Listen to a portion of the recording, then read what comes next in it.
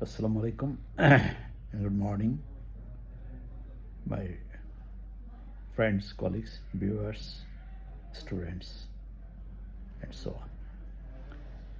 So, again, I am Professor Jahid Baksh.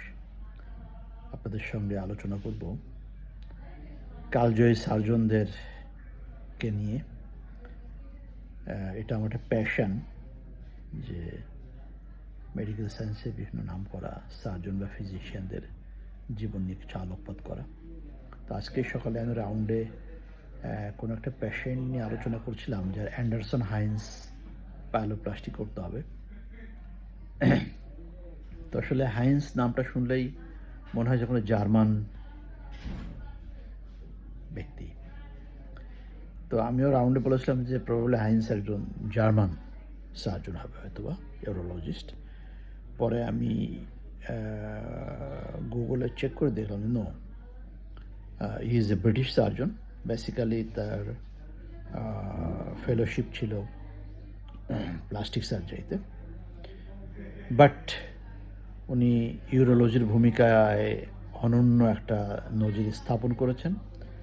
আর একজন surgeon অ্যান্ডারসনের সঙ্গে মিলে উনি এমন একটা অপারেশন করেছেন যেটা যুগ চলে যায়, কাল চলে যায়, কিন্তু এই অপারেশনের ভ্যালিডিটি কিন্তু টিকে থাকে।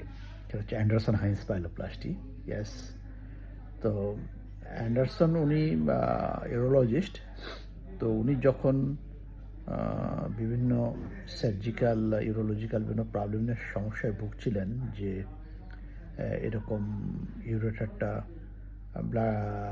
পেলভিসের সঙ্গে যেখানে জয়েন করে সেখানে সামটাইমস অবস্ট্রাকশন হয় বা অন্য অন্য এটা রিলেটেড প্রবলেম হয়।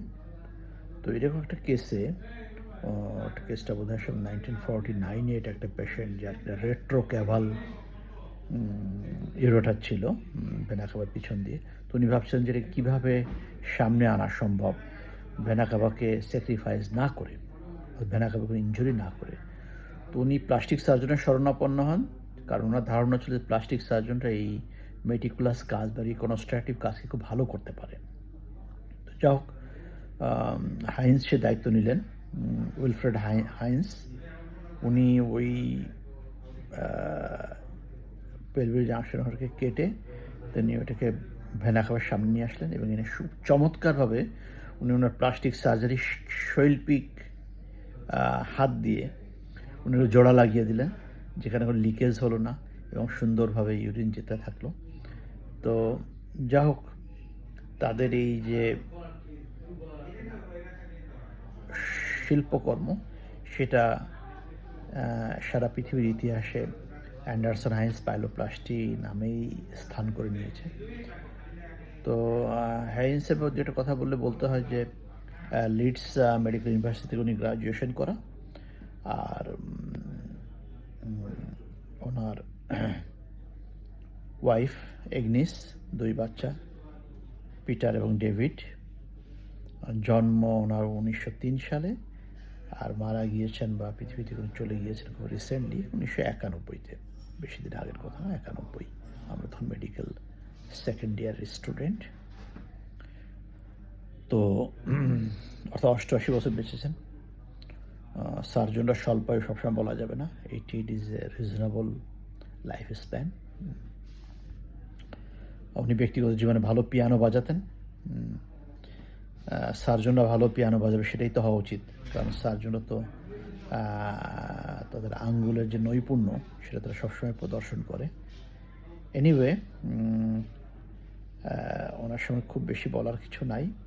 তো tributes for Anderson and Hines both, তাদের এই যুগান্তকারী অপারেশন প্রসিজিওর, যেটা হয়তো পৃথিবী যতদিন বেঁচে থাকবে অ্যান্ডারসন হাইন্স পাইলোপ্লাস্টি ততদিনই বেঁচে থাকবে ইনশাল্লাহ।